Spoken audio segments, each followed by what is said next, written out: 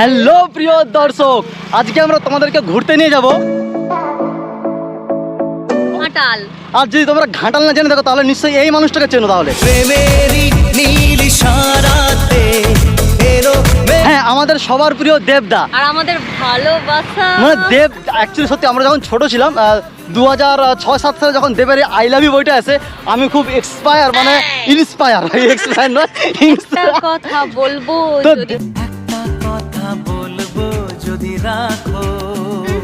দেবের প্রত্যেকটা গান শুনেছিলাম। তো দেবের সেই আমরা ভিডিও অলরেডি আমরা বানিয়েছি, দেবদার বাড়িতে গিয়েছিলাম। দেবদার বাড়ি ডিসক্রিপশন বক্সে লিঙ্ক দিয়ে রাখবো দেবদার। আর আরেকটা জিনিস নাকি শুনেছি, ঘাটালে নাকি সব থেকে বড় বিখ্যাত ভাষাপোল। সেই ভাষাপোল তোমাদেরকে আজকে ঘুরিয়ে দেখাবো। আর তার সঙ্গে ভাষাপোল বলতে জল আসলেই পল ভেসে উঠবে। মৌমিতা একবার গিয়েছিল ওই ভাষাপোলে, গিয়েছিল দুবার। তো আমি কোনোদিনও যাইনি তো ভাষা বলে। আর রাস্তার যেহেতু ঘাটাল ম্যাচগ্রাম রাস্তার কাজ চলছে, তার জন্য গাড়ির অবস্থা কি অবস্থা খারাপ হয়ে গেছে দেখো, পুরো কাদা, যেদিকে দেখো পুরো অবস্থা খারাপ হয়ে গেছে। বেশি কিছু কথা বলবো না, চলো ঘুরে আসি। ঘাটাল নাকি বিশাল একটা বড় পার্ক, আর তার সঙ্গে ভাষাপোল। उसे नचाना आता था। আপনাকে স্বাগত করি ঘাটাল পৌরসভা। তো ঘাটাল পৌরসভা, তোমাদের কি মনে আছে এই জায়গাটাতে ঘাটাল মেলা হয়েছিল? আর ঘাটাল মেলার ভিডিও আমরা বানিয়েছি। ঘাটাল বাজার, ঘাটাল ক্লক টাওয়ার, ঘাটালের ভাই ভাষাপোল যাচ্ছি প্রথমবার। এক্সাইটেড আমি আছি। তো ঘাটালের যে ভাষাপোলটা অ্যাকচুয়ালি কীরকম, কোন দিকে সোজা ওরে বাইরে জেলখানা, এত সুন্দর সুন্দর মানে জেলখানায় থাকে। তরে কইছে তুই বেশি জানোস। প্রথমবার নামছি ঘাটালের ভাষা বলে। তো দেখতে পাচ্ছ দৃশ্যটা, এখান থেকে ঠিক আস্তে আস্তে নামছি। যেমনটি ভেবেছিলাম তেমনটি। এই যে সাইডের যে নৌকাগুলো উল্টেছে, মনে হচ্ছিল বড় হাঙর মানে তিমি মাছ লাগছিল আমাকে ঠিক। আর পাটাগুলো একটু ঝনঝন চঞ্চন করে এরকম আওয়াজ আসছিল। হ্যাঁ, তো ঘুরে নিলাম তোমাদের প্রিয় ভাষাপোল। কিছু নয়, জাস্ট কতগুলো নৌকো দিয়েছে, নৌকো দেওয়ার পরে উপর দিয়ে পাটা দিয়ে দিয়েছে।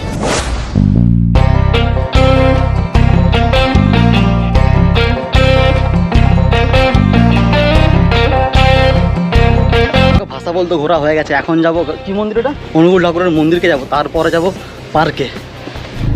বন্দে পুরুষোত্তমম। ঘাটাল থেকে যারা ভিডিওটা দেখছে তারা সাবস্ক্রাইব করতে পারো অবশ্যই, যদি ভালো লাগে। ও বাবা, এখানে এসে দেখতে পাচ্ছি আচ্ছা বিয়ে বাড়ি।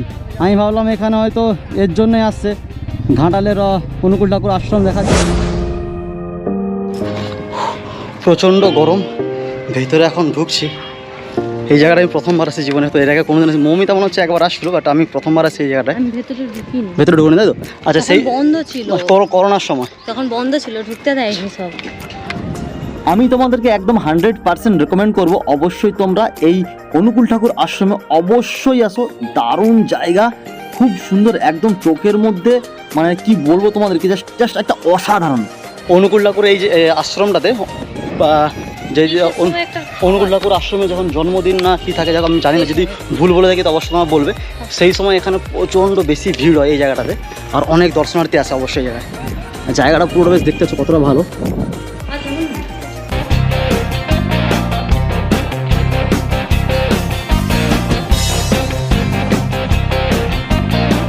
শ্রী শ্রী অনুকূল ঠাকুর চন্দ্রের আশ্রম ঘুরে দেখার পর ফাইনালি বেরিয়ে এসলাম আমরা ঘাটাল পার্কে যাবো বলে।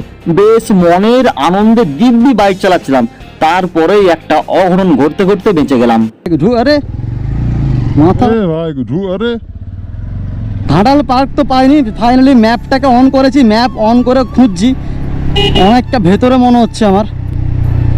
হ্যাঁ, এই গলিটা হবে, এই রাস্তা দিয়ে ঢুকতে হবে। তারপরে আমরা ম্যাপ বাবা জীবনকে অনুসরণ করতে করতে একটা লাল মোরাম রাস্তা দিয়ে চলে গেলাম। যাবার পরে দেখলাম না এটা ঠিকঠাক নয়। আবার দেখলাম ম্যাপ বাবাকে বললাম, বাবা ঠিকঠাক করে রাস্তা দেখাও, কোথায় যাব। তারপরে আমাদের চোখের সামনে চলে এলো সেই মুহূর্তটা।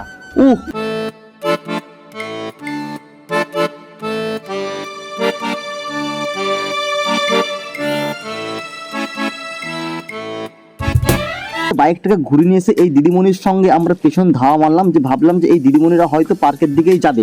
তো যেটা একদম ভেবেছি ওটাই ঠিক।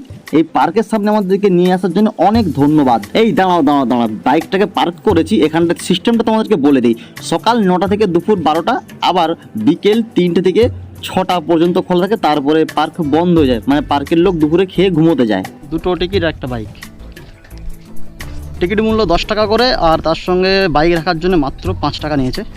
তো দেখো ফাইনালি পার্কের মধ্যে ঢুকে পড়েছি, প্রায় 6টা বাজতে যায়, আর 6টায় বলেছে লাস্ট টাইম ঘাটালে পার্কের। একটা জিনিস আমি লক্ষ্য করেছি, এখানে প্রচণ্ড ছেলেমেয়েরা ঘুরতে আসে, যেহেতু একটা পার্ক তার জন্য ঘুরতে আসে এই জায়গায়।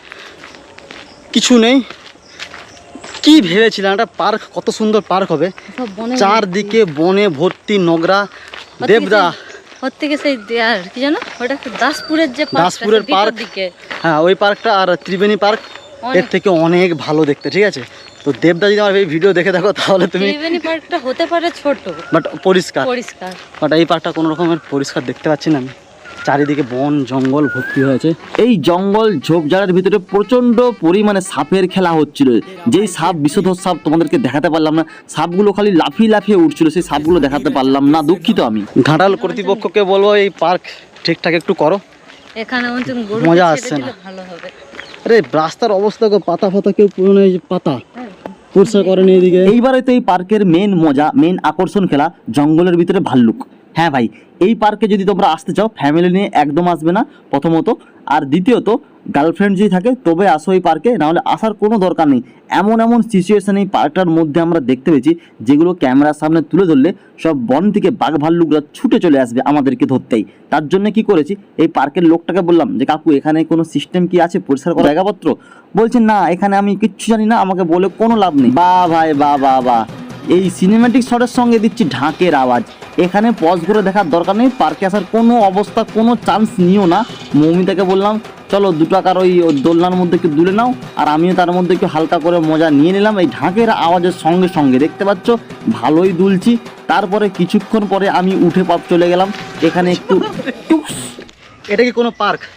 অ্যাকচুয়ালি এই ভিডিও যারা দেখছো সব পার্কে যাও, ঘাটাল পার্কে আমি বলবো যেও না। ঘাটালের এই পার্কটাতে কারা আসবে আমি বলে দিচ্ছি, শুধুমাত্র যদি সিরিয়াস তোমার যদি প্রেমিকা সেই ধরনের হয় অবশ্য তুমি নিয়ে আসো ঘাটাল পার্কটা, তার জন্য। বাকি ঘাটাল পার্ক ঘোরার জন্য একদম আমি রেকমেন্ড করবো না।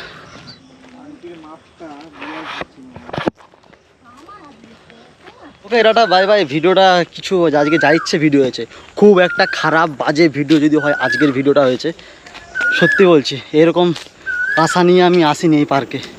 এই যে লোকগুলো দেখতে পাচ্ছ এরা মনে হচ্ছে এখানকার কর্মচারী। তো যাই হোক, তো ঘাটালবাসীর জন্য খুবই দুঃখের বিষয় যে একটা হাতের সামনে পার্ক থাকতো, খুবই নোংরা পার্ক। তো দেখো ছেলেমেয়েরা অবশ্যই পার্কে আসবে আড্ডা মারতে, বসতে, গার্লফ্রেন্ড বয়ফ্রেন্ড তো অবশ্যই পার্ক মানে অবশ্যই আসবে, বাট পার্কটাতে একটু তো গোছাবার জিনিস থাকে, পরিষ্কার তো ব্যাপার থাকে। তো আমি এরকমভাবে কোনোদিন এডিটিং করিনি ভিডিও, তো এত খারাপ লেগেছে আমার এই পার্কের যখন ভিডিওটা এডিটিং করতে বসি, সত্যিই আমার খুব খারাপ লেগেছে। মানে আমি কিছু বলার নেই, ভিডিওটা যখন আমি তৈরি করি এত বাজে পার্ক, নোংরা পার্ক। তো ঘাটালবাসী খুবই দুঃখিত আমি তোমাদের এই পার্কের অবস্থা দেখে।